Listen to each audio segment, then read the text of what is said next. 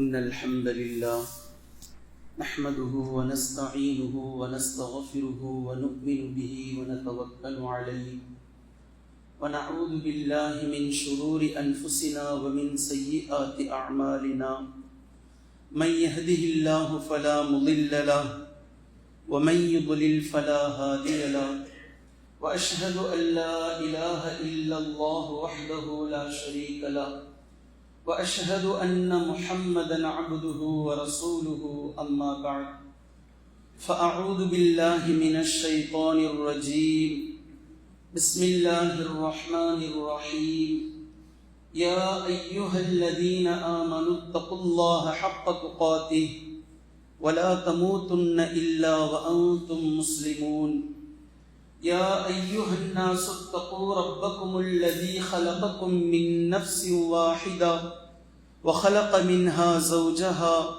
وبث منهما رجالا كثيرا ونساء واتقوا الله الذي تساءلون به والأرحام إن الله كان عليكم رقيبا يا أيها الذين آمنوا اتقوا الله وقولوا قولا سديدا يصلح لكم أعمالكم ويغفر لكم ذنوبكم ومن يطع الله ورسوله فقد فاز فوزا عظيما فإن أصدق الحديث كتاب الله وخير الهدي هدي محمد صلى الله عليه وسلم وشر الأمور محدثاتها وكل محدثة بدعة وكل بدعة ضلالة وكل ضلالة في النار.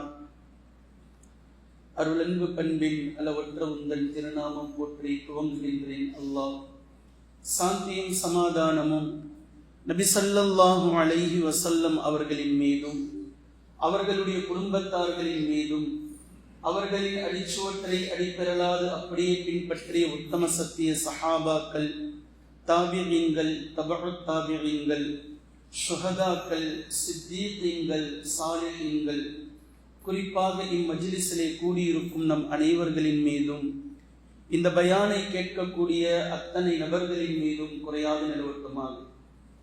கண்ணியத்திற்குரிய அல்லாஹ்வின் அடியார்களே, அல்லாஹு ஜல்ல ஷானுஹு வ தஆலா இந்த உலகம் நிரந்தரமானது இல்லை, மறுமைதான் உங்களுடைய நிலையான உலகம், மறுமைதான் உங்களுடைய லட்சியமாக இருக்க வேண்டும், மறுமைதான் உங்களுடைய குறிக்கோளாக இருக்க வேண்டும் என்ற குர்ஆன் ஷரீஃபிலே திரும்ப திரும்ப நமக்கு பாடம் புகட்டி கொண்டே இருக்கின்றான்.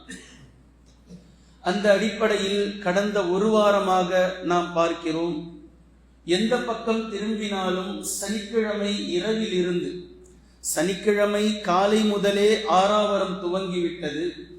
சனிக்கிழமை இரவிலிருந்து கரூரில் நடந்த ஒரு அரசியல் கூட்டத்தில் 41 அப்பாவி உயிர்கள் இறந்து போனார்கள். அதில் 6 குழந்தைகள், 17 பெண்கள், அதில் கர்ப்பிணி பெண்களும் கூட, மேலும் சில ஆண்கள்.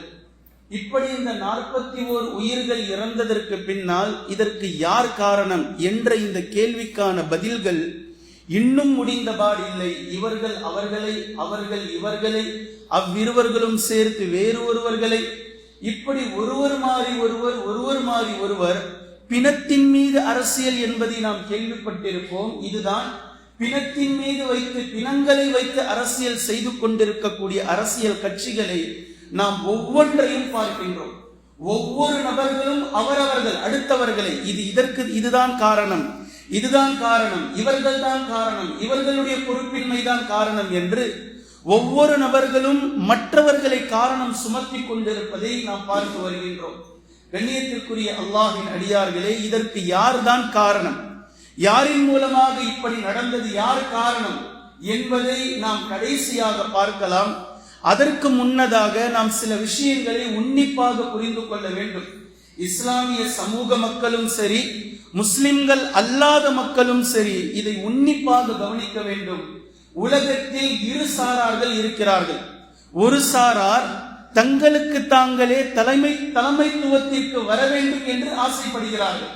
அதாவது நான் தலைவராக வேண்டும், நான் தலைமைத்துவத்திற்கு வர வேண்டும், நான் மக்களை ஆள வேண்டும், நான் பொறுப்பில் வர வேண்டும், பொறுப்பில் இருக்க வேண்டும், அதில் ஒரு சுகம் இருக்கிறது. காரணத்தை அல்லாஹ் மிக அறிந்தவன், அவரவர்களுடைய மனதில் என்ன இருக்கிறது என்று. ஆனால் பெரும்பான்மையாக நாம் பார்க்கக்கூடிய நேரத்தில் தலைமைத்துவத்திற்கு ஏன் வர வேண்டும் என்று விரும்புகிறார்கள் என்றால், அவரவர்களுக்கான ஆதாயங்கள் பலதும் அதில் இருக்கிறது. அது பணத்திற்காக இருக்கலாம், புகழுக்காக இருக்கலாம், ஒரு புகழ் போதைக்காக இருக்கலாம், மக்களை ஆளக்கூடிய அந்த அதிகாரத்திற்காக இருக்கலாம், அவர்களுக்கென்ற ஆதாயங்கள் பலது இருக்கின்றன, அதற்காக இருக்கலாம். சிறிய தலைமை முதல் பெரும் தலைமை வரைக்கும் தலைமைத்துவத்திற்கு நாங்கள் வர வேண்டும், ஏதேனும் ஒரு பொறுப்பில் இருக்க வேண்டும். நாம் பார்த்ததை சொல்கின்றேன் சுருக்கமாக. இஸ்லாமிய பல இயக்கங்கள் இருக்கின்றன. ஒரு இயக்கத்தில் அவர் பயணம் செய்து கொண்டே இருப்பார். திடீரென்று இவராகவோ அல்லது அந்த இயக்கமாகவோ அவரை வெளியேற்றிவிட்டால் அவரால் சாதாரண ஒரு மனிதராக இருக்க முடியாது. உடனே வேறொரு அமைப்பிற்கு செல்வார். வேறொரு அமைப்பில் உங்களுடைய அமைப்பிற்கு நான் வந்தால் என்ன பொறுப்பை எனக்கு தருவீர்கள் என்று கேட்டே செல்வார். இப்ப காரணம் என்னவென்றால், இந்த ஒரு பொறுப்பு என்பது அது அவர்களுக்கு ஒரு போதை. அப்படியே பழக்கப்பட்டு விட்டார்கள். அப்படி இருந்தாக வேண்டும். 4 பேருக்கு மத்தியில் அப்படியே சொகுசா, அப்படியே ஒரு மாதிரியா, அது ஒரு மமதையாக அவர்கள் பார்க்கிறார்கள். இது ஒரு சாரார். தங்களுக்கு தாங்களே தாங்கள் பொறுப்பில் வர வேண்டும், தாங்கள் தலைமைத்துவத்தில் இருக்க வேண்டும், நம்மை சுற்றி எப்பவுமே ஒரு 10 பேர் இருக்கணும், 4 பேர் இருக்கணும் அப்படின்ற மாதிரியான ஒரு மமதை. இது ஒரு சாரார். இன்னொரு சாரார் எப்படிப்பட்டவர்கள் என்றால், தங்களுக்கு இவர் தலைவராக இருக்க வேண்டும், தங்களுக்கு இவர்கள் தலைவராக இருக்க வேண்டும், இப்படிப்பட்டவர்கள் தங்களுக்கு தலைவராக இருக்க வேண்டும், இந்த ஆட்சி தங்களுக்கு மேல் வர வேண்டும், இவர் முதலமைச்சராக வேண்டும், இவர் மேலதிகாரியாக இருக்க வேண்டும் என்று இப்படி ஒரு சாரார் தங்களுக்கான தலைவர்களை தேடுவார்கள். ஒரு சாரார் தாங்களே தலைவராக வர வேண்டும் என்று விரும்புவார்கள். இன்னொரு சாரார் தங்களுக்கான தலைவர்களை முன்னிலைப்படுத்துவார்கள். இந்த இரு சாரார்களும், இதில் முஸ்லிம்கள் இருக்கலாம், முஸ்லிம் அல்லாதவர்கள் இருக்கலாம், கடவுளே இல்லை என்று சொல்பவர்கள் இருக்கலாம், யாராக இருக்கட்டும். ஆனால் இப்படிப்பட்ட யாராக இருந்தாலும் அவர்களுக்கு நாம் சொல்லக்கூடிய சில விஷயங்களை உன்னிப்பாக பார்க்க வேண்டும். கண்ணியத்திற்குரிய அல்லாஹ்வின் அடியார்களே, ஒருவரை தலைவராக ஆக்குவதற்காக சில வழிகளை இந்த உலகத்தில் வைத்திருக்கிறார்கள். அது மாய உலகத்தினுடைய வழி. ஒருவரின் மீது வராத ஈர்ப்பு ஒருவரின் மீது மட்டும் இன்னொருவரின் மீது மட்டும் ஈர்ப்பு வருகின்றது என்றால் என்ன காரணம்? குழந்தை இறந்து போன தந்தை பேசுகிறார், இந்த குழந்தை இல்லாவிட்டால் இன்னொரு குழந்தையை பெற்றெடுத்துக் கொள்ள முடியும், இந்த மாதிரி ஒரு தலைவர் வருவாரா? எப்படிப்பட்ட நிலையில கொண்டுட்டு வந்து வச்சிருக்க பாருங்க. இந்த குழந்தை இல்லைன்னா இன்னொரு குழந்தையை பெற்றுக்கலாம், ஆனா இப்படி ஒரு தலைவர் கிடைப்பாரா அப்படின்னு பேசுறாங்க. ஒரு புர்கா போட்டுக்கிட்டு பெண்மணி பேசுறாங்க, என் கணவனை விட எனக்கு இந்த தலைவர் தான் முக்கியம், இவரை பார்ப்பதற்காக நான் வந்துவிட்டேன், என்னுடைய வாழ்நாளுடைய அச்சீவ்மெண்ட் அவரை ஒரே ஒரு முறை கட்டி பிடிக்க வேண்டும். கணவரை வச்சுக்கிட்டேன், கணவரை பக்கத்துல வச்சுக்கிட்டு ஃபர்தா அணிந்த பெண் பேசக்கூடிய பேச்சு என் வாழ்நாளுடைய அளவுகோல், ஒரு முறையாவது அவரை நான் கட்டிப்பிடிக்க வேண்டும். இப்ப இன்னும் இது போன்ற கிறுக்குத்தனமான விஷயங்களை வரிசையாக நீங்கள் செய்திகளே பார்த்திருப்பீர்கள். அவரை பார்த்துட்டேன், அது போதும், அவரை பார்த்ததுக்கு அப்புறம் செத்து போனாலும் பிரச்சனை இல்லை அந்த கூட்டத்துக்கு போய் என்று சொல்லக்கூடிய அளவிற்கெல்லாம் கிறுக்குத்தனமான இந்த உளறல்களை நாம் பார்த்து வருகின்றோம். இவையெல்லாம் எப்படி வந்தது என்றால், இது யதார்த்தமாக வந்ததல்ல, வர வைக்கப்படுகிறார்கள். இப்படி ஒரு நபரை ஊந்துதலின் காரணமாக முக்கியத்துவம் செய்து செய்து செய்து சினிமா மோகத்தின் மீது, சினிமா படங்களை யதார்த்தமாக பார்த்திருந்த ஒரு காலம் 80 வருடங்களுக்கு முன்னால், திடீரென்று சில சீன்கள் வரும்போது விசிலடிக்க வேண்டும், கை தட்ட வேண்டும், இதற்கு ஆராவரம் செய்ய வேண்டும், இதற்கு இப்படியெல்லாம் செய்ய வேண்டும் என்று மக்கள் தான் அதை துவக்கி வைத்தார்கள். காரணம், அந்த கதாநாயகனின் மீது ஈர்ப்பை ஏற்படுத்துவதற்காக. அதற்கு பின்னால் பல லாபங்களும் பல ஆதாயங்களும் இப்படி ஏற்படுத்தியவர்களுக்கு இருந்தது. அதனால் அவர்கள் பொதுஜனங்களை இப்படி கொண்டு வந்து திணித்தார்கள். அதுதான் இன்று யாரின் மீதும் வராதது, ஒரு சில குறிப்பிட்ட நபர்களின் மீதும் இப்படி ஒரு ஈர்ப்பு வந்ததல்ல, வர வைக்கப்பட்டிருக்கிறார்கள். அது அவர்களுக்கு புரியல, அவர்களுக்கே தெரியாமல் இப்படி ஒரு ஈர்ப்பு வர வைக்கப்பட்டிருப்பதை நாம் பார்க்கிறோம். இதைத்தான் நான் மாய உலகம் என்று சொன்னேன். ஒரே ஒரு சிறிய முன்னுரை ஆரம்பமாக நான் உங்களுக்கு புரிய வைக்கின்றேன். ஆதம் அலைஹிஸ்ஸலாம் அவர்களையும் ஹவ்வா அலைஹிஸ்ஸலாம் அவர்களையும் அல்லாஹு தஆலா அந்த தோட்டத்திற்குள் அனுப்பக்கூடிய நேரத்தில், நீங்கள் செல்லுங்கள், எப்படி வேண்டுமானாலும் சந்தோஷமாக இருங்கள். வலா தக்ரபா ஹாதிஹி ஷஜரா, இருவர்களும் இந்த மரத்தின் பக்கம் மட்டும் நெருங்க வேண்டாம் என்ற ஒரே ஒரு ஹராமை, ஒரு தடையை போட்டு அனுப்பினான். அங்கு வந்த இப்லீஸ் அவர்களிடத்தில் பேசிய வார்த்தைகள் குர்ஆனில் இருக்கின்றது.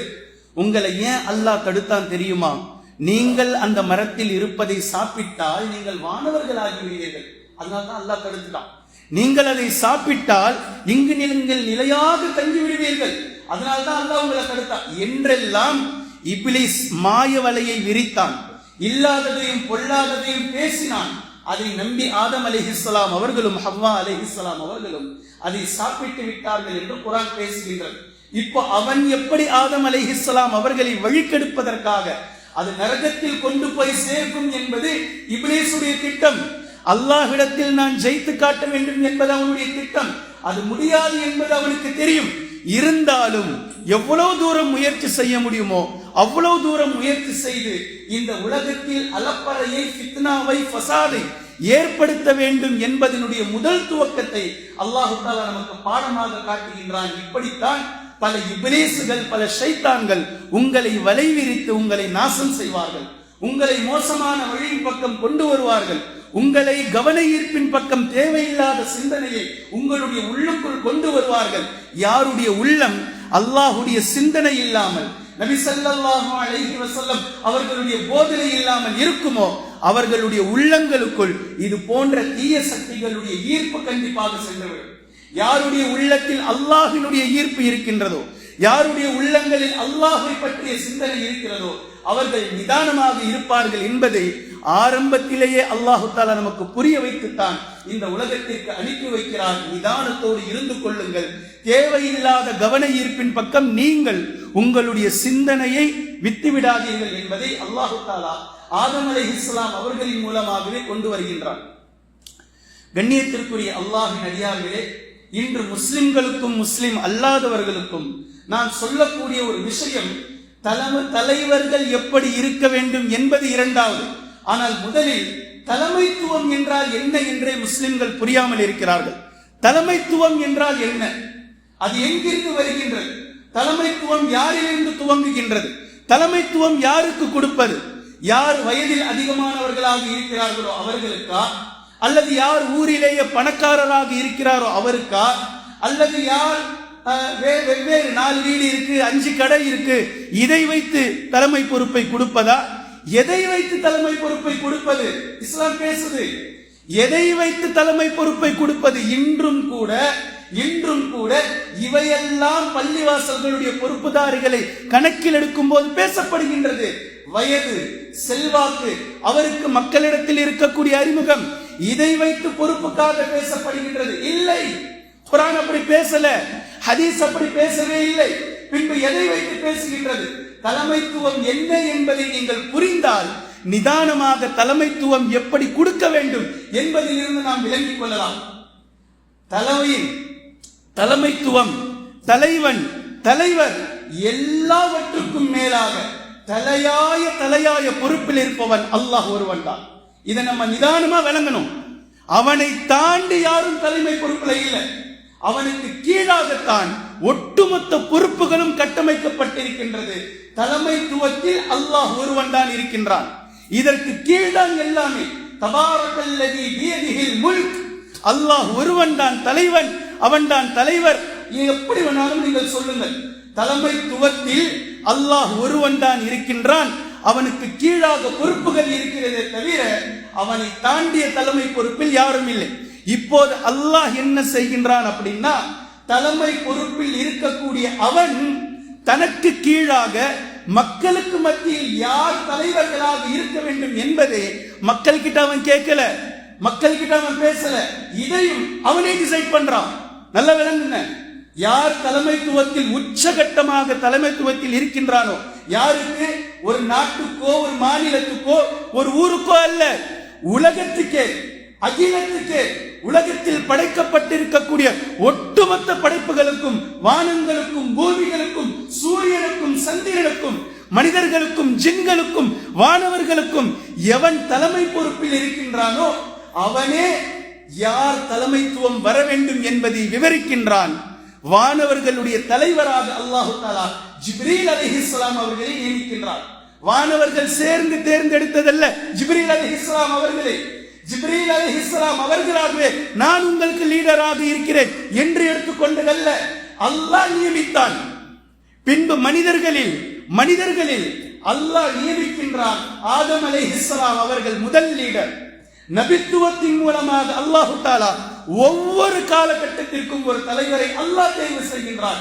இவர் இந்த சமூகத்தின் பொறுப்புதாரி, இவர் இந்த சமூகத்தின் லீடர், இவர் வழி நடத்துவார், நீங்கள் செல்ல வேண்டும். இது யாரும் மக்கள் சேர்ந்து நபியை தேர்ந்தெடுப்பதல்ல. நபி நான் நபியாக இருந்து கொள்கின்றேன் என்று ஒரு சமூகத்தில் வந்து சொல்வதும் அல்ல. ஒவ்வொரு இறை தூதர்களையும் அல்லாஹ் பொறுப்பை கொடுக்கின்றான். நீங்கள் இந்த சமூகத்தின் லீடர், நீங்கள் இந்த சமூகத்தின் லீடர்.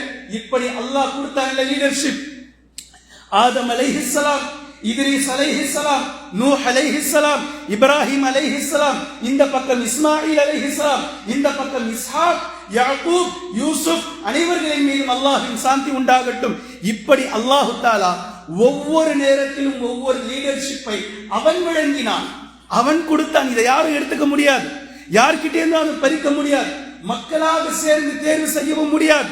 இது அல்லாஹ் யாரை பொறுப்புதாரியாக ஆக்க நினைக்கின்றானோ, யாருக்கு லீடர்ஷிப் கொடுக்க நினைக்கின்றானோ அவர்களுக்கு அல்லாஹ் வழங்கியது. இது ஒரு காலம், இது நுபுவத்துடைய காலம். இது எதுவரை? முஹம்மது நபி ஸல்லல்லாஹு அலைஹி வஸல்லம் அவர்கள் வரை. இப்படி அல்லாஹ் தஆலா நியமித்த பல லீடர்களில் அடுத்த வேளை சாப்பாட்டுக்கு அவங்களுக்கு வழி இல்லை. லீடர், சமூகத்தின் லீடர் அடுப்பு எரியாது, சமூகத்தின் லீடர் மாற்று உடுப்புக்கு உடை இருக்காது, சமூகத்தின் லீடர் வீடு இருக்காது, சமூகத்தின் லீடர் மக்கள் அவரை கேலி கிண்டல் செய்வார்கள், சமூகத்தின் லீடர் மக்களை அவரை அடிப்பார்கள், சமூகத்தின் லீடர் மக்கள் அவரை அடித்து கொன்று விடுவார்கள். லீடர்ஷிப் என்பது அல்லாஹ் கொடுப்பது. வயது இல்லை, வயசை வச்சு பேச முடியாது. ஈசா அலைஹிஸ்ஸலாம் அவர்கள் தொட்டிலே குழந்தை. قال إني عبد الله آتاني الكتاب وجعلني نبيا. லீடர்ஷிப் குழந்தையாக இருக்கும் போதே யஹ்யா அலைஹிஸ்ஸலாம் அவர்கள் பிறக்கும் முன்பே அல்லாஹ் தஆலா பேர் வச்சு அவருடைய பட்டத்தை அவர் சய்யித் தலைவர், அவர் தலைவர் பிறக்கும் முன்பே ஜக்கரியா அலைஹிஸ்ஸலாம் அவர்கள் கிட்ட அவர்களுடைய மகனாருடைய லீடர்ஷிப்பை பற்றி ஆல்ரெடி லீடராக இருக்கக்கூடிய ஜக்கரியா அலைஹிஸ்ஸலாம் வாப்பா கிட்ட அல்லாஹ் தஆலா பேசுறான். லீடர்ஷிப் என்பது வயதை வைத்தோ வம்சாவழியை வைத்தோ அல்லது வசதிகளை வைத்தோ இல்லை. இது அல்லாஹ் தேர்வு செய்யக்கூடிய இது இரண்டாம் கட்ட லீடர்ஷிப். இரண்டாம் கட்ட லீடர்ஷிப் அல்லாஹ் தலைமைத்துவம் மேலாக இருக்கின்றான். அவன் கொடுத்த தலைமைத்துவம் பின்பு நபிமார்களுக்கு. இந்த காலம் முடிந்ததற்கு பின்னால் நபி ஸல்லல்லாஹு அலைஹி வஸல்லம் அவர்களோடு இந்த நுபுவத்துடைய இந்த இரண்டாம் கட்ட லீடர்ஷிப் முடிக்கின்றது. இதுல யாரும் போய் பங்கு போட முடியாது. இது நபிமார்கள் மாத்திரம்தான். பின்பு நபி ஸல்லல்லாஹு அலைஹி வஸல்லம் அவர்கள் நபிமார்கள் சிலரை சீடர்களாக நியமிப்பார்கள். ஈசா அலைஹிஸ்ஸலாம் அவர்கள் 12 ஹவாரியின்களை நியமித்ததை போல 12,000 பேருக்கு ஒவ்வொரு 1000 நபர்களுக்கும் ஒவ்வொரு ஹவாரியினை ஈசா அலைஹிஸ்ஸலாம் அவர்களும் யஹ்யா அலைஹிஸ்ஸலாம் அவர்களும் லீடர்ஷிப்பில் நியமித்ததை போன்று நபி ஸல்லல்லாஹு அலைஹி வஸல்லம் அவர்கள் சஹாபாக்களை கலீஃபாக்களாக கை காட்டி விட்டு சென்றார்கள். 5 கலீஃபாக்கள் 30 வருடம் க்ளோஸ். ஹசன் ரலியல்லாஹு அன்ஹு அவர்களை சேர்த்து 6 மாத கிலாஃபத்தை சேர்த்து நான் பேசுகின்றேன். அபூபக்கர் சித்திக், உமர், உஸ்மான், அலி அனைவர்களின் அல்லாஹ் தஆலா பொருந்திக் கொள்ளட்டும். இந்த 4 கலீஃபாக்களுக்கு பின்னால் ஹசன் ரலியல்லாஹு அன்ஹு அவர்களுடைய 6 மாத கிலாஃபத், 5 கலீஃபாக்களுடைய காலம் 30 வருடங்கள் கிலாஃபத்தும் முடிந்தது. இதற்கு பின்னால் இந்த 5 கலீஃபாக்கள் எப்படி தேர்வு செய்யப்பட்டார்களோ இதே போன்று 6ஆம் கலீஃபா தேர்வு செய்யப்பட்டிருக்க வேண்டும். இதே போன்று லீடர்ஷிப் தொடர்ச்சியாக வந்திருக்க வேண்டும். ஆனால் ஹசன் ரலியல்லாஹு அன்ஹு அவர்களுக்கு முன்பே அலி ரலியல்லாஹு அன்ஹு அவர்களுடைய காலத்தில் இருந்தே இந்த லீடர்ஷிப்பை அல்லாஹ் தஆலா வகுத்து தந்த இந்த லீடர்ஷிப்பை உடைப்பதற்கான முயற்சிகள் நடந்து ஹசன் ரலியல்லாஹு அன்ஹு அவர்களுடைய 6 மாத காலத்தில் அது நிறைவடைந்து பின்பு மன்னருடைய அந்த முறை வருகின்றது. அமீரே முஆவியா ரலியல்லாஹு அன்ஹு, கிலாஃபத் அல்ல மன்னராட்சி முறையை அடுத்து கொண்டு வருகிறார்கள். இதை நபி ஸல்லல்லாஹு அலைஹி வஸல்லம் அவர்கள் எச்சரித்த காலம் அது. அதற்கு பின்னால் கொடுங்கோல் ஆட்சி 4வது. இதை நபி ஸல்லல்லாஹு அலைஹி வஸல்லம் அவர்கள் துஹைமா என்று சொன்னார்கள். மீண்டும் ஒரு காலம் வரும், 5வது மீண்டும் ஹிலாஃபத். நமக்கான லீடர், எந்த லீடர்ஷிப்பை அல்லாஹ் நபிமார்களை நியமித்து நபிமார்கள் ஹிலாஃபத்திற்கு வழிகாட்டினார்களோ அது 5வது காலத்தில் மீண்டும் இருக்கும் மஹதி அலைஹிஸ்ஸலாம் அவர்களுடைய லீடர்ஷிப், அவர்களுடைய தலைமை. பின்பு அதனுடைய பூர்ணத்துவம் மீண்டும் ஈசா அலைஹிஸ்ஸலாம் அவர்கள். இதுதான் லீடர்ஷிப்பினுடைய முறை. இந்த மெத்தேடை விட்டுட்டு நீங்கள் வெவ்வேறாக சிந்தித்தால், வெவ்வேறு முறையில் நீங்கள் யோசித்துக் கொண்டு இவர் தலைவராக இருக்கணும் அல்லது அவர் தலைவராக இருக்கணும், இவர் அந்த மாதிரி இருக்கணும், இவர் இந்த மாதிரி இருக்கணும், முடியாது. இந்த தலைமைத்துவம் இருந்ததினால்தான் தலைமைத்துவத்தினுடைய பண்பு எப்படி இருந்தது தெரியுமா? இப்படி நபி ஸல்லல்லாஹு அலைஹி வஸல்லம் அவர்கள் காட்டி தந்த இந்த தலைமைத்துவம் இருந்ததினால்தான் அபூபக்கர் சித்திக் ரலியல்லாஹு அன்ஹு அவர்கள் கலீஃபாவாக இருந்து வஃபாத்தானார்கள். வஃபாத்தானதற்கு பின்னால் உமர் ரலியல்லாஹு அன்ஹு அவர்கள் ஏகமனதாக கலீஃபாவாக வருகிறார்கள். இப்போது உமர் ரலியல்லாஹு அன்ஹு அவர்கள் மிக தெளிவாக இருந்தார்கள். எனக்கு முன்னால் இருந்த கலீஃபாவும் அதற்கு முன்னால் நபி ஸல்லல்லாஹு அலைஹி வஸல்லம் அவர்கள் கற்றுத்தந்த மார்க்கத்தில் எந்த ஒன்றையும் நாம் மிஸ் பண்ணிடக்கூடாது. அவர்கள் எந்த வழி நடத்தினார்களோ அதில் மிக தெளிவாக கொண்டு செல்ல வேண்டும், அதை அதிகமாக்க வேண்டும், அதில் குறைவு வைத்து விடக்கூடாது, அதை எப்படி இன்னும் பறந்து விரிந்து ஆக்க வேண்டும் என்பதில் மிக தெளிவாக இருந்தார்கள். அதில் உமர் ரலியல்லாஹு அன்ஹு அவர்களுக்கு நினைவிற்கு வருகின்றது, தினந்தோறும் அபூபக்கர் சித்திக் ரலியல்லாஹு அன்ஹு அவர்கள் உயிரோடு இருக்கும் போது ஃபஜ்ர் தொழுது விட்டு ஊருடைய எல்லைக்கு புறமாக செல்வார்கள் தனிமையாக. இதை பலமுறை உமர் ரலியல்லாஹு அன்ஹு அவர்கள் பார்த்திருக்கிறார்கள். பின்பு அதுவரைக்கும் 2 வருஷம் எங்க போறாங்க, யார்கிட்ட போறாங்க அப்படின்றது உமர் ரலியல்லாஹு அன்ஹு அவர்களுக்கு தெரியாது.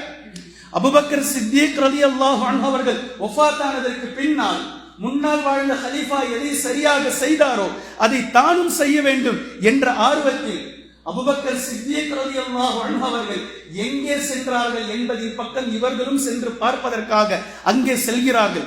மக்களிடத்தில் விசாரித்துக் கொண்டே செல்கிறார்கள். கடைசியாக அது சென்று முடிகின்றது ஊர் ஓரத்தில் கடை கோடியில் ஒரு குடிசை. அந்த குடிசையில் ஒரு வயதான மூதாட்டி இருக்கிறான். அவர்களுக்கு பார்வையும் தெரியல, கண் பார்வையற்ற ஒரு மூதாட்டி உள்ள இருக்கிறாங்க.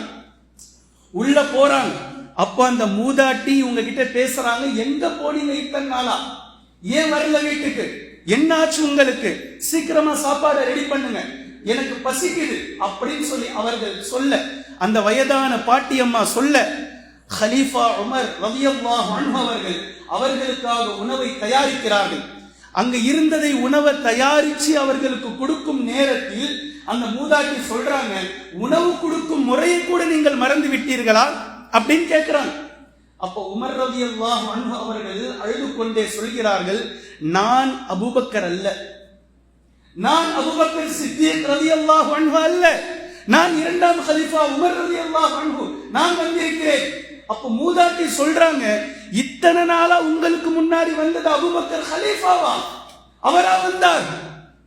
ஆம், அவர்தான் வந்தார். அவர்தான் உங்களுக்கு தேவையான எல்லா விஷயங்களையும் செய்திருக்கிறார். அவர்தான் உங்களுக்கு உணவு தயாரித்து கொடுத்தார்.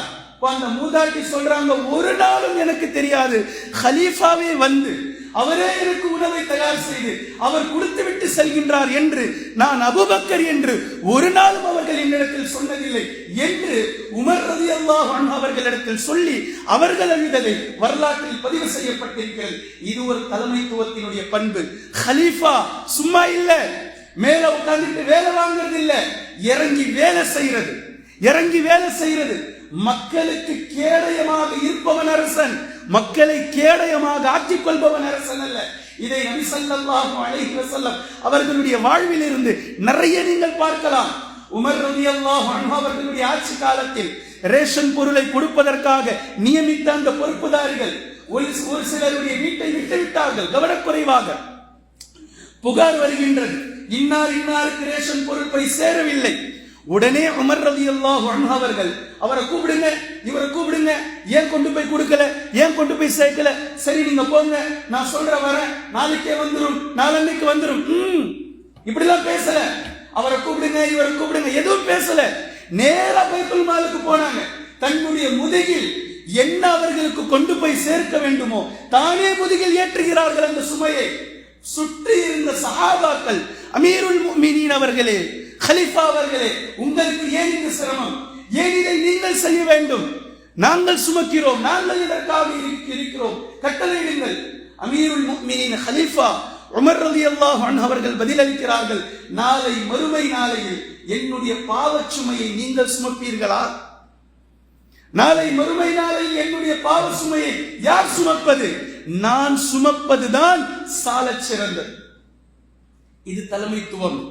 இது தலைமைத்துவம். மக்களுக்கு என்ன ஆனதோ ஏதானதோ என்று யோசித்துக் கொண்டிருக்கக்கூடிய ஒவ்வொரு நொடியும் மக்கள் எல்லாம் இரவில் உறங்குவார்கள். உமர் ரலியல்லாஹு அன்ஹு அவர்கள் இரவு முழுக்க விழித்திருப்பார்கள் மக்களுக்காக. குர்கா வேலைங்க, வாட்ச்மேனுக்காக காசு போட்டு இல்ல. யார் தலைவராக இருக்கிறாரோ கலீஃபா, அவர் இரவிலே விழித்துக் கொண்டிருப்பார் மக்களுடைய பாதுகாப்புக்காக. இவர் கலீஃபா, மக்கள் தூங்கட்டும், தொண்டர்கள் தூங்கட்டும், தலைவன் விழித்திருப்பான். இது தலைமைத்துவம், இது ஹிலாஃபத், இது இஸ்லாம். இஸ்லாம் அல்லாதவர்களும் விளங்க வேண்டும். இப்படி ஒரு தலைமைத்துவம் எப்போது இருக்கும்? எப்போது இருக்கும்? இந்த தலைமைத்துவத்தை நீங்கள் திரையிலோ சினிமாவிலோ அல்லது ஊழலிலோ தேடினால் இருக்காது. இது குர்ஆன் ஹதீஸில் இருந்து கிடைக்கும். இந்த தலைமைத்துவம் குர்ஆன் ஹதீஸில் இருந்து தான் வரும். இந்த தலைமைத்துவம் யார் காரணம்? யார் காரணம்? இன்று அவர்கள் இவர்களின் மீது, இவர்கள் அவர்களின் மீது. இது இங்கு மட்டும்தான் நடந்ததா அப்படின்னா இல்ல. காலையில நடந்த மீட்டிங்ல நாமக்கலில் அங்கும் பலர்கள் மயக்கம், பலர் உயிரிழப்பு. அதற்கு முன்னால் நாகப்பட்டினம், அங்கும் பலர் மயக்கம், சில உயிரிழப்பு. அதே போன்று திருச்சி, அங்கும் பலர் மயக்கம், சிலர் உயிரிழப்பு. எல்லா இடங்களிலும் மயக்கமும் இருந்தது, எல்லா இடங்களிலும் உயிரிழப்பும் இருந்தது. புள்ளி விவரத்தோட கணக்கு இருக்கு.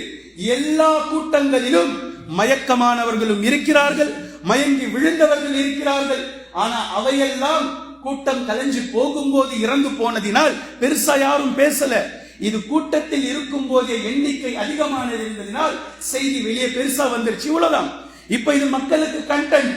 இதை வச்சு அரசியல், இது எப்படி பணத்தின் மீது அரசியல் செய்வது என்பதை பற்றி 20 லட்சம், 10 லட்சம், 2 லட்சம் அப்படி இவர்களுக்கு இழப்பீடுகள் கொடுத்து இதை அரசியலாக்குவதற்காக முயற்சி செய்யக்கூடிய திட்டங்கள் இது.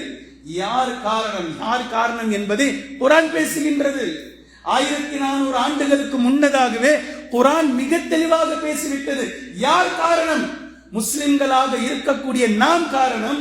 முஸ்லிம்கள் அல்லாத மக்களாக இருக்கக்கூடிய நடுநிலை மக்களாகிய நாம் காரணம். அல்லாஹ் தஆலா குர்ஆனில் பதிலை பேசுகின்றான். இன்னல்லாஹ லா யுகையிரு மா பிகௌமின் ஹத்தா யுகையிரு மா பி அன்ஃபுஸிஹிம். சூரத்துர் ராத் பேசுது. நிச்சயமாக அல்லாஹ் தஆலா எந்த ஒரு சமூகத்திலும் மாற்றத்தை ஏற்படுத்த மாட்டான். மக்களாக அவரவர்கள் தங்களுக்கான மாற்றத்தை ஏற்படுத்திக் கொள்ளாத வரைக்கும் அல்லாஹ் மாற்றத்தை ஏற்படுத்த மாட்டான். யார் காரணம்? யார் காரணம்? எல்லா மக்கள் தான் காரணம். அவரவர்களுக்கென்று சுய அறிவு இருக்கின்றது, அவரவர்களுக்கென்று புத்தி இருக்கின்றது, அவரவர்களுக்கென்று பகுத்தறிவு இருக்கின்றது, அவரவர்களுக்கென்று குடும்பம் இருக்கின்றது, குழந்தை குட்டிகள் இருக்கின்றன. எல்லாவற்றையும் தாண்டி நான் சாகத்தான் செய்வேன் என யார் காரணம்? அவரவர்கள் நின்று கை காட்டிட்டு போயிடுவாங்க. அவரவர்கள் வருவார்கள், பேசுவார்கள், சென்று விடுவார்கள். வருவதும் போவதும் குளிர் பெட்டிக்குள்ளே இருப்பார்கள். காத்து கிடக்கக்கூடிய மக்கள் யார் காரணம்? இதற்கு மக்கள் தான் காரணம். உங்களுக்கான அறிவு எப்போது மழுங்கி போகின்றதோ உங்களை தவிர இதில் குறை சொல்வதற்கு, குற்றம் சொல்வதற்கு வேறு யாரும் இல்லை, வேறு யாரும் இல்லை. ஹஜ்ஜாஜ் இப்னு யூசுப், முஆவியா ரலியல்லாஹு அன்ஹு அவர்களுக்கு பின்னால் அதே மன்னராட்சி முறையில் வரக்கூடிய ஹஜ்ஜாஜ் பின் யூசுப் மிகப்பெரிய கொடுங்கோல் அரசன், மிகப்பெரிய கொடுங்கோல் அரசன். இந்த அரசனிடத்திலே சில நல்ல மனிதர்கள் சென்று கேட்பார்கள், இவ்வளவு கொடுமை பண்றியே, இவ்வளவு கொடுமை பண்றியே, குர்ஆன் ஹதீஸ படிக்கத்தானே செய்யற, மார்க்கம் விளங்கத்தானே செய்து, நீ ஒரு முஸ்லிம் தானே, ஆனா இந்த மாதிரி அநியாயம் பண்றியே, இது தகுமா உனக்கு? மறுமையினுடைய பயம் இருக்குதா உனக்கு? கல்வியை தேர்ச்சி பெற்ற ஹஜ்ஜாஜ் பின் யூசுஃபுடைய பதில் என்ன தெரியுமா? நபி ஸல்லல்லாஹு அலைஹி வஸல்லம் அவர்கள் சொன்ன ஹதீஸை நீங்க மறந்துட்டீங்களா? திருப்பி கேட்கிறார் அவர். கொடுங்கோல் அரசன் மன்னன் திரும்பி கேட்கிறாரு, நபி ஸல்லல்லாஹு அலைஹி வஸல்லம் அவர்கள் சொன்ன ஹதீஸை நீங்கள் மறந்துட்டீங்களா? மக்கள் எப்படி இருக்கிறார்களோ, நீங்கள் எப்படி இருக்கிறீர்களோ, உங்களுக்கு ஏற்றதை போன்றுதான் அல்லாஹ் உங்களுக்கு மேலாக அரசனை கொண்டு வருவான். நீங்க மார்க்கத்தை விட்டுட்டீங்க, அவன் டபுள் மடங்கு மார்க்கத்தை விட்டவன் உங்களுக்கு மேல இருக்கான். அவ்வளவுதான். இதுல வித்தியாசம் பெருசா பேசுறதுக்கு ஒண்ணும் இல்லை. மார்க்கத்தின் அடிப்படையில் உங்களுடைய தேர்வு தலைமைத்துவமாக இருந்திருந்தால் இப்படி இருந்திருக்காது.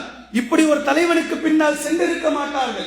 யோசித்து பாருங்கள், நபி ஸல்லல்லாஹு அலைஹி வஸல்லம் அவர்கள் காட்டி தந்த தலைமைத்துவத்தின் அடிப்படையில் இன்று ஒவ்வொரு பள்ளிவாசல், சுருக்கமா சொல்றேன், பள்ளிவாசலுடைய பொறுப்பு என்பது உங்களுக்கு புரிவதற்காக சொல்கின்றேன். பள்ளிவாசலிலே தேர்வு செய்யக்கூடிய நேரத்தில் இதே மீண்டும் மீண்டும் வயது, அவர்களுடைய செல்வாக்கு, அவர்களுடைய பொருளாதாரம், இதை வைத்து தேர்வு செய்யக்கூடிய இந்த பழக்கங்கள் என்று நிறுத்தப்படுமோ, தொழுகையாளிகளாக பார்த்து, முகத்தில் தாடி இருப்பவர்களாக பார்த்து, அவர்களுடைய வியாபாரங்கள் ஹலால் ஹராம் எப்படி இருக்கின்றது என்பதை பார்த்து, குர்ஆன் ஹதீஸை பற்றி அவர்களுடைய புரிந்துணர்வு, அறிவை வைத்து, மார்க்கத்தினுடைய நாலேஜை வைத்து இப்படி என்று நிர்வாகிகள் தேர்வு செய்யப்படுவார்களோ அன்று மக்களுக்கு புரியும் தலைவர் என்றால் இப்படி இருக்கணும், தலைமைத்துவம் என்றால் இப்படி இருக்கணும். தலைவர்கள் எப்படி இருக்கிறாங்க? தம் அடிக்கிறாரு, பள்ளிவாசலுடைய பொறுப்புதாரி. தாடி இல்ல, பள்ளியினுடைய பொறுப்புதாரி. கரண்டி காலுக்கு கீழே டிரெஸ் போட மாட்டார், பள்ளியினுடைய பொறுப்புதாரி. அவருக்கும் தொழுகைக்கும் சம்பந்தமே இருக்காது, பள்ளியினுடைய பொறுப்புதாரி. எல்லா அநியாயங்களும் அழிச்சாட்டையங்களும் செய்வார், பள்ளியினுடைய பொறுப்புதாரி. பின்பு மக்கள் எப்படி யோசிப்பாங்க? தலைமைத்துவம் அவ்வளவுதான், யார் வேணா எப்படி வேணா இருக்கலாம். குர்ஆன் ஹதீஸில் இருந்து எப்போது ஒரு இன்ச், ஒரு ஜான் விலகியதோ அப்போதே தலைவர்களாக இருப்பவர்களும் தங்களை தாங்களே எதை சொன்னாலும் இவர்கள் நம்புவார்கள், எப்படி வேண்டுமானாலும் நாம் மாற்றிக்கொள்ளலாம் என்ற நிலைக்கு அவரவர்கள் மாறிவிட்டார்கள் என்பதை நீங்கள் பார்த்துக் கொள்ள வேண்டும். தலைமைத்துவத்தை இஸ்லாம் ஒரே ஒரு வசனத்தில் மிக தெளிவாக பேசி முடிக்கின்றது. கண்ணியத்திற்குரிய அல்லாஹ்வின் அடியார்களே, யா அய்யுஹல்லதீன ஆமனு அத்தீஉல்லாஹ வ அத்தீஉர் ரசூல் வ உலில் அம்ரி மின்கும். அல்லாஹுக்கும் அல்லாஹுடைய ரசூலுக்கும் நீங்கள் கீழ்ப்படியுங்கள். உங்களில் தலைமைத்துவம் யாருக்கு வழங்கப்பட்டிருக்கிறதோ அவருக்கு நீங்கள் கட்டுப்படுங்கள். வ உலில் அம்ரி மின்கும் சொல்லிட்டு அல்லாஹ் தஆலா ரிப்பார்ட்ல தொடர்ந்து பேசுறான். ஃபஇன் தனாஸஅதும் ஃபீ ஷைஇன், உங்களுக்கு மத்தியில் ஏதேனும் ஒரு பிணக்கு ஏற்பட்டால், அல்லாஹும் அல்லாஹுடைய ரசூலும் இதுல உங்களுக்கு பிணக்கு ஏற்படாது. அவங்க என்ன சொல்றாங்களோ நீங்க கேட்டாங்க. ஆனால் அமீரா வராரே, அமீராக வருபவர் பிணக்கு ஏற்பட்டால் ஃபருத்தூஹு இலல்லாஹி வ ரசூலிஹி, அல்லாஹ்வின் பக்கமும் அல்லாஹ்வுடைய ரசூலின் பக்கமும் நீங்கள் திரும்பி விடுங்கள். இது சொல்லி என்ன சொல்லுது? சண்டை சச்சரவு செஞ்சுக்கிட்டுங்க அப்படின்றதுக்கு இந்த இடம் சொல்லல. இந்த இடம் சொல்வது ஒரு அமீராக இருப்பவர் குர்ஆன் ஹதீஸுக்கு உட்பட்டு இருக்க வேண்டும். முதல்ல அவர்தான் அமீர். வ உலில் அம்ரி மின்கும், அல்லாஹ் அல்லாஹ்வுடைய ரசூல் அமீர்னு சொல்லி அல்லாஹ் தஆலா வரிசைப்படுத்ததனுடைய காரணம், நோக்கம், அல்லாஹும் அல்லாஹ்வுடைய ரசூலும் எப்படி சொன்னார்களோ, குர்ஆன் ஹதீஸில் எப்படி இருக்கின்றதோ அமீர் அப்படி இருக்க வேண்டும். அமீருக்கும் இஸ்லாமுக்கும் சம்பந்தமே இல்லை, அமீருக்கும் தொழுகைக்கும் சம்பந்தம் இல்லை, அமீருக்கும் ஜகாத்துக்கும் சம்பந்தம் இல்லை. அமீருக்கும் நோன்பு காலத்துல கஞ்சிக்கு வந்து நிற்பார், நோன்பு விஷயங்களில் வெவ்வேறு விஷயங்களுக்கு வந்து நிற்பார். இது போன்ற இந்த செயல்கள் எத்தனை பள்ளிவாசல்களில் நாம் பார்க்கிறோம். பொறுப்புதாரிகள் தலைமைத்துவம் என்பது, தலைமைத்துவத்தை நாம் முன்னிறுத்தி இருக்க வேண்டும் இந்த உலகத்திற்கு. எப்படி நபி ஸல்லல்லாஹு அலைஹி வஸல்லம் அவர்கள் ஹலீஃபாக்களை விட்டு சென்றார்களோ, ஒவ்வொரு ஹலீஃபாவும் தனக்கு பின்னால் ஒரு ஹலீஃபாவை குர்ஆன் ஹதீஸின் முறையில் தேர்வு செய்ய சொன்னார்களோ, கொண்டு வந்து நிறுத்தினார்களோ, இது போன்று இன்றும் இஸ்லாமிய உலகத்தில் ஹலீஃபாக்களை போன்ற தேர்வுகள் இருந்திருந்தால் மக்கள் தலைமைத்துவம் என்றால் என்ன என்பதை விளங்கியிருப்பார்கள்.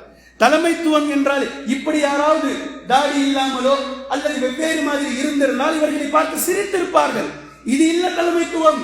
தலைமைத்துவம் என்பது இங்க வந்து பாருங்க, இஸ்லாத்தில் எப்படி தலைவர் இருக்கிறார், எப்படி மக்களுக்கு கேடயமாக இருக்கிறார், எப்படி நபி வழி நடக்கிறார் என்று இது போன்ற தலைவர்களை பார்த்து சிரித்திருப்பார்கள். நாம் செய்த தவறு, நாம் மார்க்கத்தை விட்டது என்று ஒவ்வொரு கட்சியிலும் ஆயிரக்கணக்கான முஸ்லிம்கள் மார்க்கத்தை விட்டு வெளியேறிவிட்டார்கள். அவர்கள் எந்த கொள்கை கோட்பாடுகளை சொல்கிறார்களோ இஸ்லாத்தை விட்டுவிட்டார்கள், குர்ஆன் ஹதீஸை விட்டுவிட்டார்கள். கட்சி தொண்டனாக மாறி அவரவர்களுடைய போட்டோவை பாக்கெட்ல வச்சுட்டு சுத்துறாங்க. தெரியுற மாதிரி வெள்ள சட்டையில அவருடைய போட்டோ வெளியே தெரியும். முஸ்லிம், லா இலாஹ இல்லல்லாஹ் முஹம்மது ரசூலுல்லாஹ் சொன்னவர், கார் கார் கண்ணாடியில தலைவர்களுடைய முகப்படம். நபி ஸல்லல்லாஹு அலைஹி வஸல்லம் அவர்களுடைய முகம் எப்படி இருந்தது என்று என்னைக்காவது யோசிச்சிருக்கிறாங்களா இவர்கள்? என்றாவது அந்த ஏக்கம் இருந்திருக்கிறதா நபி அவர்களை காண வேண்டும் என்று, கலீஃபாக்களை பார்க்க வேண்டும் என்ற ஏக்கம் என்றாவது இருந்திருக்கிறதா? நீங்கள் கலிமா சொன்ன முஸ்லிம், அல்லாஹ் உங்களை இவ்வளவு உயர்வாக உயர்த்தி வைத்திருக்கிறான். சிறுநீர் கழித்து கழுவ கூட தெரியாதவர்களை தலைவர்களாக நீங்கள் எடுத்துக்கொண்டு உங்களுடைய காரில், உங்களுடைய சட்டை பையில் அந்த கட்சியினுடைய கொடிகளை, உங்களுடைய வீட்டில் உங்களுடைய பிள்ளைகளையும் உங்களுடைய மனைவி மக்களையும் இது போன்ற கூட்டங்களுக்கு அழைத்து சென்று அதில் கைத்தட்டல். எதை பேசுகிறார் அவர்? கடவுள் மறுப்பை பேசுகிறார், வேறு ஒரு கடவுளை முன்னிறுத்தி பேசுகிறார், கடவுளை கொச்சைப்படுத்தி பேசுகிறார், இஸ்லாமிய சட்டங்களை கேவலப்படுத்தி பேசுகிறார். அதற்கும் சேர்ந்து கைத்தட்டுறானோ முஸ்லிம்? லா இலாஹ இல்லல்லாஹ் முஹம்மது ரசூலுல்லாஹ் என்று சொன்னவர் யாரை தலைவராக ஏற்பது? தலைமைத்துவம் என்பது, மீண்டும் சொல்கின்றேன், இது அல்லாஹ்விடம் இருந்து வந்தது. ஒரு கட்டத்தில் அல்லாஹ் தஆலா நபிமார்களை கொண்டு வந்து தலைவர்களாக நிறுவினார். அதற்கு பின்னால் நபிமார்கள் யாரை கை காட்டினார்களோ, எந்த அடிப்படையில் தலைமைத்துவத்தை எடுக்க சொன்னார்களோ, இந்த திசை என்று மாறியதோ அன்று அனைத்தும் மாறிவிட்டது. இதை மீண்டும் மீட்டெடுப்பதற்காக இன்ஷா அல்லாஹ் மஹதி அலைஹிஸ்ஸலாம் அவர்களை நாம் எதிர்பார்க்கிறோம். மஹதி அலைஹிஸ்ஸலாம் அவர்களுடைய தலைமை தான் குர்ஆன் ஹதீஸின் அடிப்படையில் இருக்கக்கூடிய தலைமை. இந்த லீடர்ஷிப் வரைக்கும் பொறுத்திருங்கள். இதுவரைக்கும் உங்களுடைய அமீர் குர்ஆன் ஹதீஸுக்கு உட்பட்டவராக, முழுக்க முழுக்க தீனின் அடிப்படையில் உங்களை வழிநடத்துபவராக இருந்தால் அல்ஹம்துலில்லாஹ். இல்லை என்றால் நீங்கள் தவறான தலைவரை தேர்வு செய்திருக்கிறீர்கள்.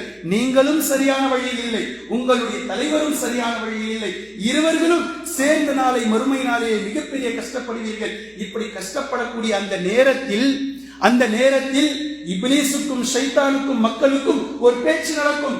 இந்த பேச்சு மிக தெளிவாக இன்று எதை நாம் புரிய வைக்கின்றோமோ இதை இப்லீஸ் நாளை புரிய வைப்பார்.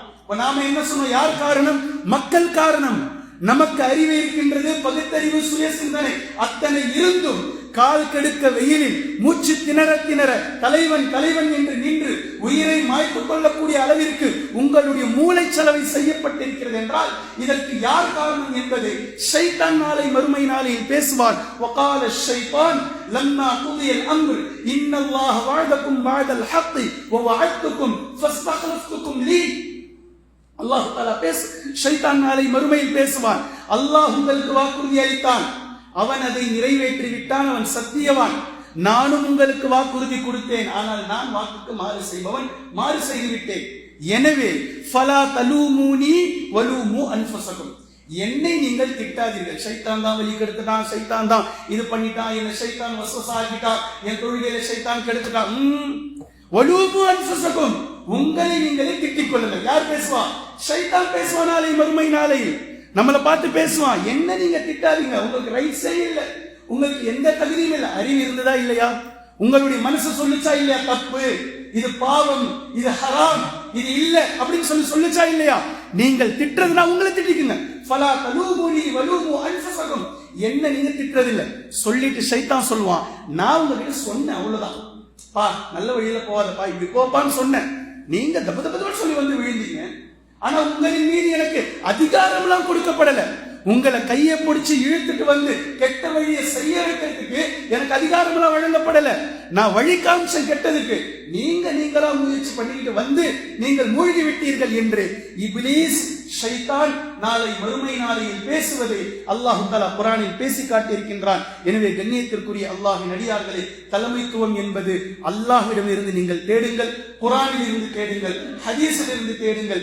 தேவையில்லாமல் ஒவ்வொரு நபர்களையும் நீங்கள் தலைவர்களாக ஆக்கிக் கொள்வதோ அல்லது பதவி மோகத்தில் நான் தலைவனாக ஆக வேண்டும் என்று யோசிப்பதோ இவை இரண்டும் மிகப்பெரிய பாதகமான விளைவிக்கும். அல்லாஹு தஆலா இது போன்ற தீய விஷயங்களில் இருந்து நம்மை பாதுகாப்பானாக.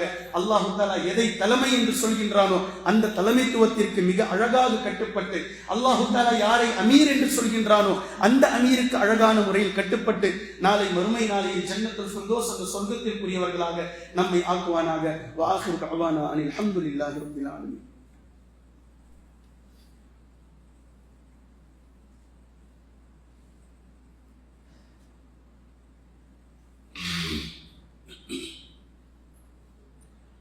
الحمد لله رب العالمين கண்ணியத்திற்குரிய அல்லாஹ்வின் அடியார்களே, இஸ்ரேலுக்கும் பலஸ்தீனுக்கும் நடந்து கொண்டிருக்கக்கூடிய இந்த போர் கிட்டத்தட்ட 2 வருடங்களாக நாம் பார்த்து கொண்டிருக்கிறோம்.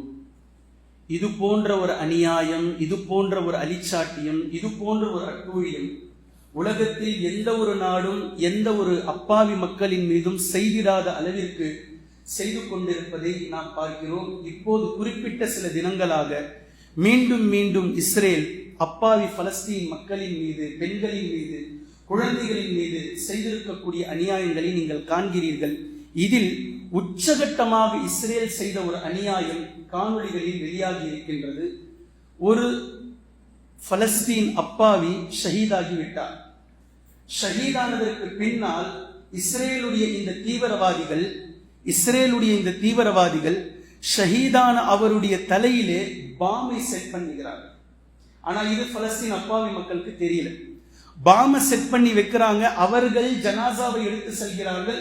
ராப் பண்ணி தஃபன் செய்வதற்காக கஃனிட்டு அவர்கள் ஜனாசாவை தூக்கி செல்கிறார்கள். பலஸ்தீன் அப்பாவி மக்கள் ஒன்றும் அறியாதவர்கள் கபரிஸ்தானிற்கு எடுத்து செல்லக்கூடிய நேரத்தில் திடீரென்று வெடித்து சிதறுகின்றது அந்த ஜனாசா.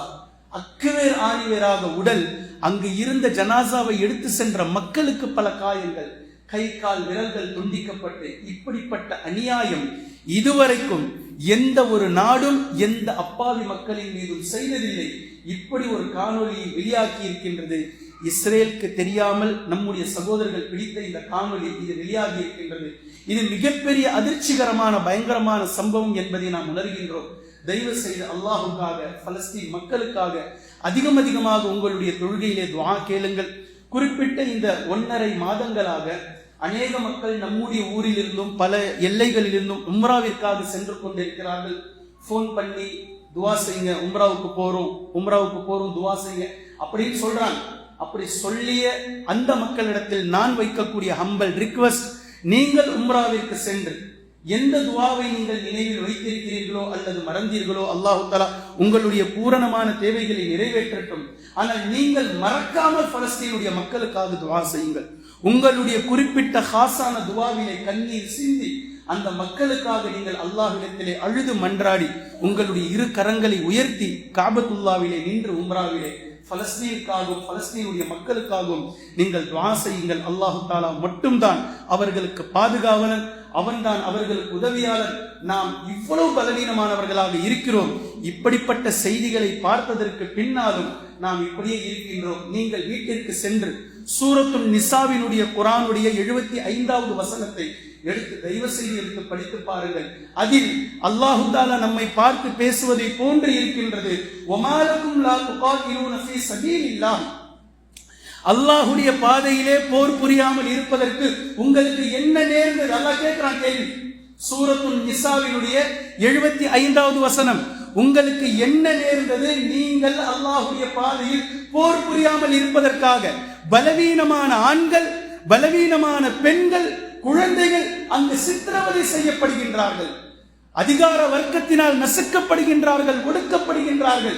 இப்படி இருந்தும் நீங்கள் போர் செய்யாமல் இருப்பதற்கு உங்களுக்கு என்ன நேர்ந்தது என்று எழுப்பக்கூடிய அல்லாஹ்வினுடைய கேள்வி இன்று நம்முடைய நெஞ்சை பார்த்து எழுப்பக்கூடிய கேள்வி. நீங்கள் இதை படித்து மீண்டும் மீண்டும் பாருங்கள். அவர்களுக்காக துஆ செய்யுங்கள்.